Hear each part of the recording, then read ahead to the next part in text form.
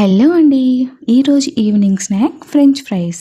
ఇలా 4 ఆలూస్‌ని తీసుకొని peel off చేసుకున్నాక సన్నగా పొడుగ్గా కట్ చేసుకోవాలి.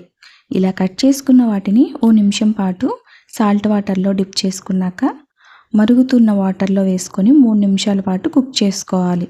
తర్వాత వీటిని కూల్ వాటర్‌లో వేసుకోవాలి. తడి ఆరడానికి ఒక క్లాత్ పైన ఇలా పరుచుకొని ఒత్తుకోవాలి.